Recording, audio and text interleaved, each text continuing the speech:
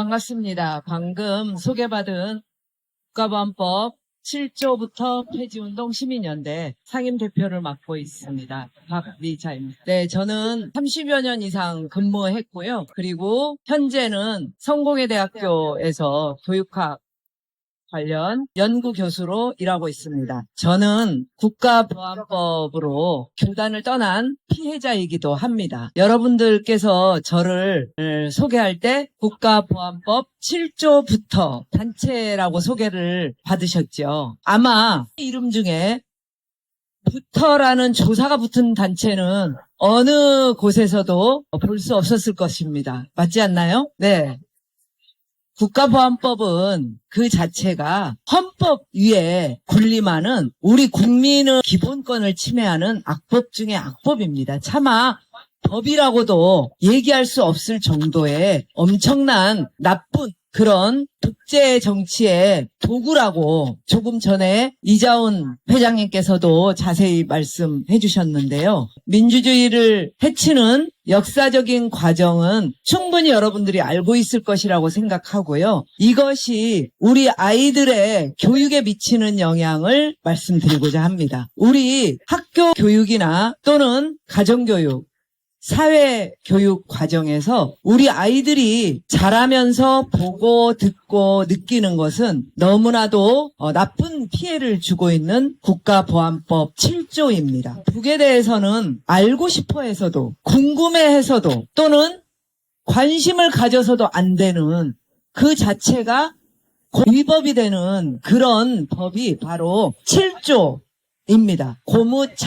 고무찬양이라는 것은 사실은 우리가 교육적으로는 좋은 것은 칭찬하고 격려하고 사실을 정확히 확인하고 말하고 생각하고 행동하는 것이 교육의 기본 원리입니다. 그런데 이런 교육적 원리를 철저히 뒤집는 법이 바로 국가보안법이고 특히 7조입니다. 그래서 토론을 하거나 논쟁을 할 수 없게 만드는 법입니다. 아마 우리 여기 계시는 어르신들께서는 어릴 적에 그런 이야기 들어보셨을 거예요. 그런 말 하면 안 된다. 해야 할 말과 하지 않아야 할 말을 어릴 때부터 철저하게 자기 검열하도록 교육합니다. 그런 말 하면 큰일 난다 어디 가서. 입을 틀어막고 생각을 못하도록 하는 것이 바로 저는 이 국가보안법 7조라고 생각합니다. 그래서 7조가 교육을 불가능하게 하는 법이기 때문에 7조부터 폐지해서 결국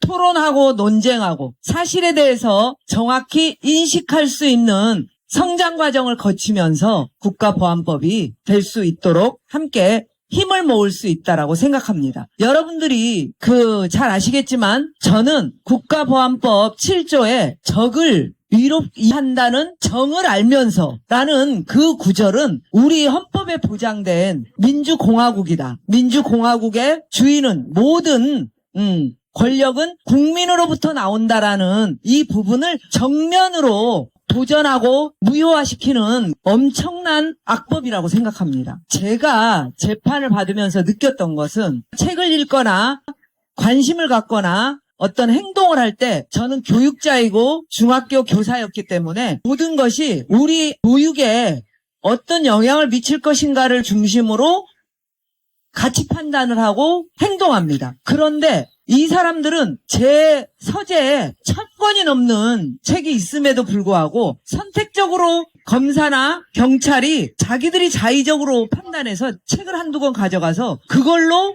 적을 이롭게 할 목적으로 그 책을 읽었다. 그 책을 가지고 있다. 5항에서는 이적 표현물 소지, 배포, 운반에 대한 죄를 붙지 않습니까?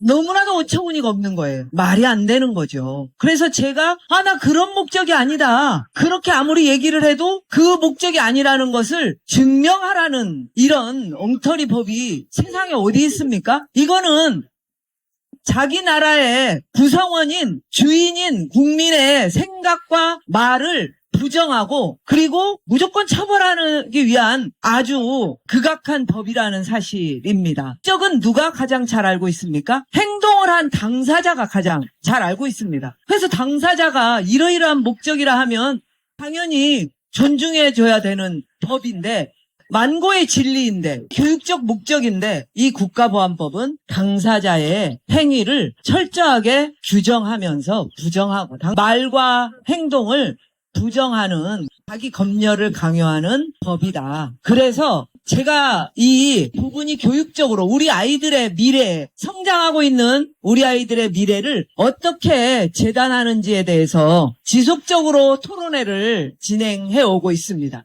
최근에 가장 2024년 12월 3일 내란이 발생하고 난 뒤에 2월 27일 날 국회에서 토론했던 자료가 바로 이 자료입니다. 민주시민교육과 국가보안법. 국가보안법이 존재하는 한, 그리고 특히 국가보안법 7조, 찬양 고무, 그리고 이적편물 소지, 배포 이런 것들이 있는 한 우리 아이들을 민주시민으로 성장하도록 교육하는데 굉장한 어려움이 있다. 거의 불가능하다. 그것이 바로 민주시민교육과 국가보안법 토론회에서 다룬 내용입니다. 이 토론회는 교육감님, 그리고 학교장, 그리고 교대 교수, 그리고 학교 발령받은 선생님들이 주로 나와서 토론을 했습니다. 한 예를 들자면 정권이 바뀌고 그리고 교육감이 바뀌면 학교까지, 학교 도서관에 공문이 내려갑니다. 잘 모르시고 계셨죠? 일제히 공문이 내려가서 어떤 특정 주제를 다룬 책, 그 책의 내용도 살펴보지도 않은 책, 왜 이 학교는 이렇게 역사 교육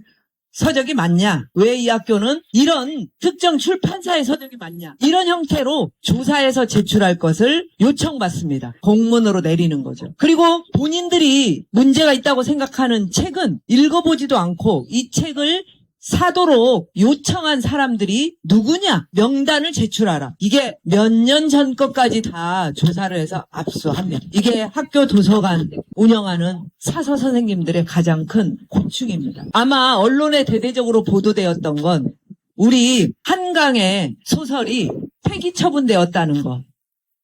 경기도 교육청에서 한강의 책 특정 도서를 전부 폐기 처분하라라는 그런 공문을 내려서 폐기 처분됐는데 그 이후에 한강이 노벨 문학상을 받게 되면서 그 문제가 이슈화되었습니다. 또한 이런 예는 어마어마하게 많이 들 수 있습니다. 지난 2023년 6월 10일경쯤 서울의 한 초등학교 담임선생님이 자기 반 학생들에게 6월을 맞이해서 한반도 배지를 나눠주었습니다. 한반도 배지는 서울시 교육청에서 권장해서 제작했던 것입니다. 서울시 교육청에서 제작해서 학교로 배포했던 것이고요. 그리고 심지어는 한반도기는 어느 정부에서 만들어졌습니까? 신군부 독재 노태우 정권에서 만들었던 한반도 반일기입니다. 그럼에도 불구하고 그 배지를 가지고 자녀가 집으로 돌아갔을 때 학부모들이 학교에 간첩이 있다. 간첩이 너무나도 많다. 아마도 전교조 간첩 고위급인 것 같다. 이런 말을 하면서 민원을 제출했습니다. 학교에 민원을 제출하고 지역교육지원청에 민원을 제출하고 결국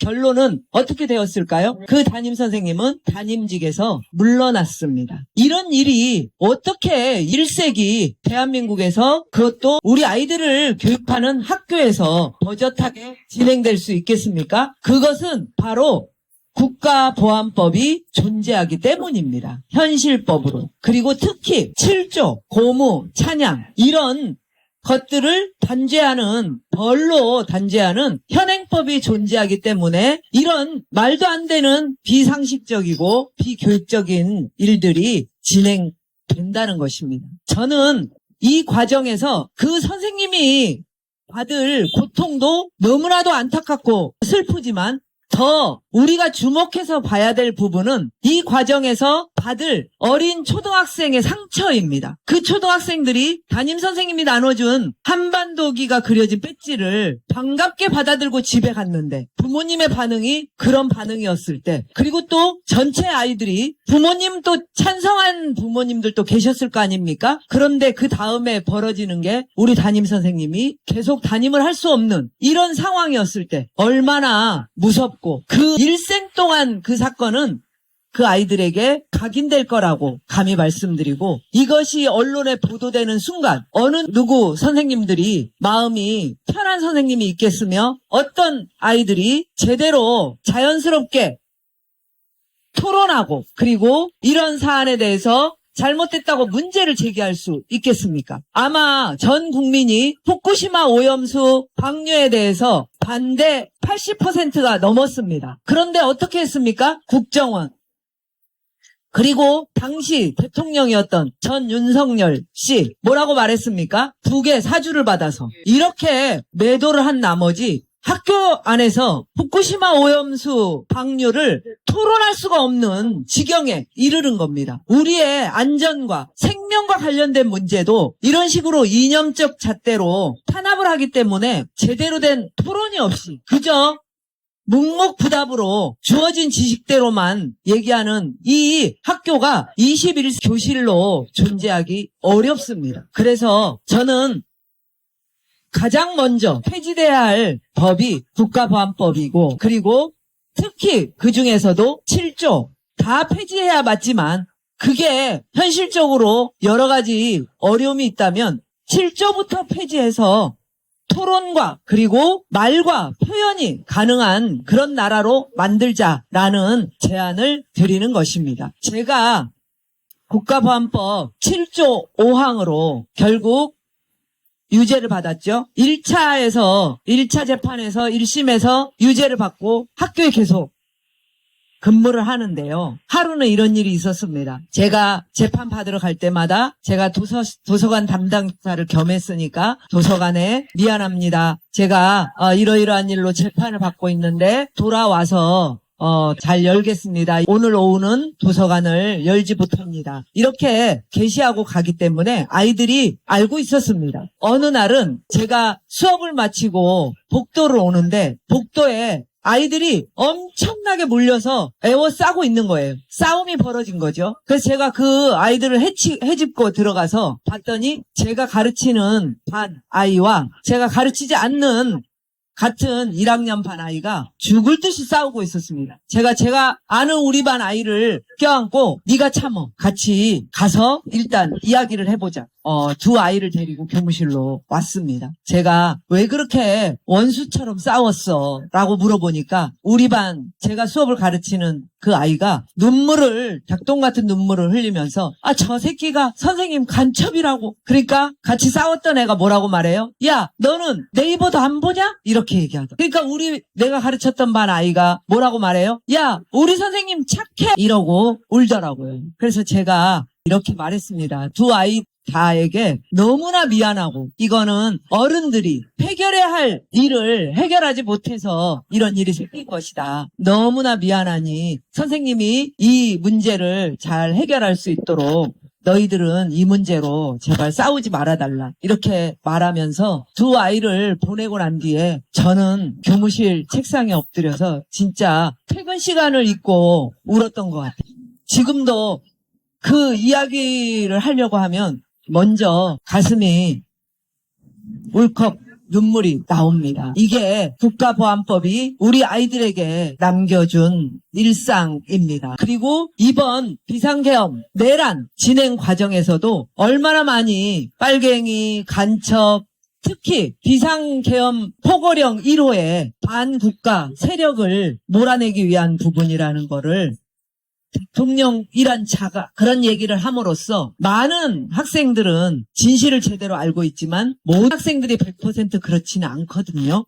유튜버나 뉴스나 이런 데서 나온 단편적인 낱말을 가지고 친구를 공격하기도 합니다. 그래서 학생들이 초등학교 교실에서도 아이들이 노동인권이니 학생인권이니 이런 낱말을 하면 바로 너 간첩이야? 너 빨갱이야? 이런 이야기가 횡행합니다. 저는 국가보안법 제가 7조부터 폐지하고 그리고 이런 본인이 원하지 않는데 빨갱이, 간첩 이런 식으로 모욕적인 명예훼손하는 발언들은 명예훼손죄로 다스렸으면 좋겠습니다. 그래서 우리 아이들이 성장 과정에서 이런 단편적인 언어로 목소리 큰 학생들이 그렇게 소리 한번 지르면 잘 아시잖아요. 어려서 학교 다녀봤으니까.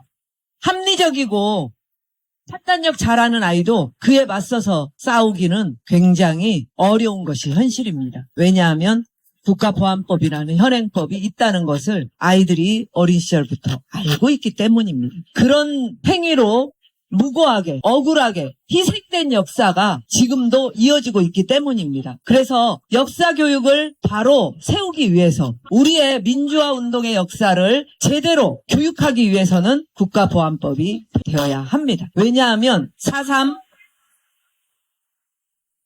그리고 여순항쟁, 5.18 민주화운동 관련자들을 모두 뭘로 처벌했습니까? 국가보안법 위반으로 처벌했습니다. 그것은 그분들이 재심에 무죄를 받는 건 너무나도 당연하지만 그것으로는 상처가 해결되지 않습니다. 그 원인이 된 국가보안법이 폐지되고 그리고 우리 아이들에게 그분들의 희생의 역사를 제대로 가르쳐야만이 다시는 그러한 일이 반복될 수 없도록 교육이 지속되어야만 상처가 회복되고 치유될 수 있다라고 저는 교육자의 양심으로 말씀드립니다. 또한 지금 제가 이렇게 들고 있는 민주시민교육 그 안에는 제대로 된 교육의 제대로 된 우리 역사 그리고 평화 통일 전쟁 반대 평화 통일 교육 그리고 기후와 생태 환경에 대한 교육 이 모든 것들이 사실상 주인으로서 토론을 할 때 가능한 일입니다. 그래서 주권자인 국민의 이름으로 우리가 주인의 자리를 되찾는